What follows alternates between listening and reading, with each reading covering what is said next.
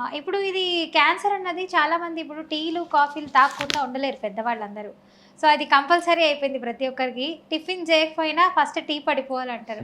అలాంటి వాళ్ళకి తొందరగా వస్తుంది క్యాన్సర్ అంటున్నారు. నిజమేనా? పెగు క్యాన్సర్ అలా కూడా వస్తదా? ఇది మిత్ అండి. టీ, హ్మ్. కాఫీ తాగటం వల్ల మనకి క్యాన్సర్ రాదు. అంటే వెంటనే వాటర్ తాగరు కొంతమంది అలాగే వదిలేస్తారు. ఆల్రెడీ బాడీలో 70% ఆఫ్ వాటర్ ఉంది కదా! ఏమవుతుంది అదే స్టోర్ చేసుకుంటది. అదే క్లీన్ చేసేస్తది.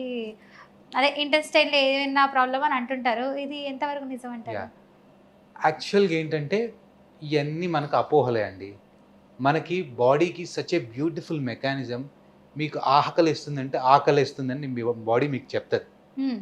నాకు దాహం వేస్తుంది అంటే దాహం వేస్తుందని మీకు చెప్తది. హ్మ్. అంతేగాని నేను తీసుకున్నంత మాత్రాన మీరు ఎక్కువ ఎక్సెస్ తీసుకున్నంత మాత్రాన బాడీలో ఏం రిటైన్ కాదు. హ్మ్. కిడ్నీస్ ద్వారా ఎక్స్‌క్రీట్ అయిపోతుంటది. హ్మ్. సో, బాడీకి ఏది ఎప్పుడు చేయాలో దానికి తెలుసు. హ్మ్. సో, టీ, కాఫీ ద్వారా క్యాన్సర్ వస్తుందా? అంటే హ్మ్. టీ, కాఫీ ద్వారా అబ్సల్యూట్‌గా క్యాన్సర్ రాదు. హ్మ్. మనం ఆహారం తినంగానే వాటర్ తాగాలంటే అట్లా ఏం లేదు. హ్మ్. మనం తిన్నా, తినకపోయినా మనం తినే ఆహారాన్ని బట్టి కొన్ని రకాల ఫుడ్స్ ఫాస్ట్‌గా ట్రాన్స్‌మిట్ అవుతాయి. హుహు. కొన్ని రకాల ఫుడ్స్ స్లోగా అవుతాయి. హ్మ్. మెయిన్‌గా ఏంటంటే ఈ నాన్ వెజ్ ఫుడ్స్ ఎస్పెషల్లీ ఈ రెడ్ మీట్ ఇవన్నీ అనేది బౌల్ ట్రాన్సిట్ అనేది స్లో చేస్తాయి. అవును. హ్మ్. అట్లాంటి వాటికి మనకి ఈ కెమికల్స్ అనేది ఇంటెస్టైనల్ ఎక్స్‌పోజర్ ఎక్కువగా ఉంటుంది. హుహు.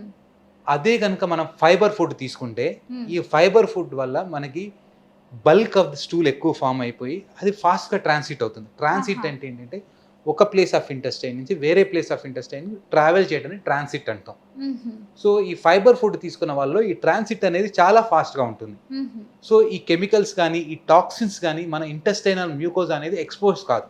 ఆహా! సో, దీనివల్ల ఈ ఫైబర్ ఫుడ్, హెల్తీ ఫుడ్ తీసుకున్న వాళ్ళలో ఇంటెస్టైనల్ క్యాన్సర్స్ అనేది కొద్దిగా తక్కువొస్తాయి.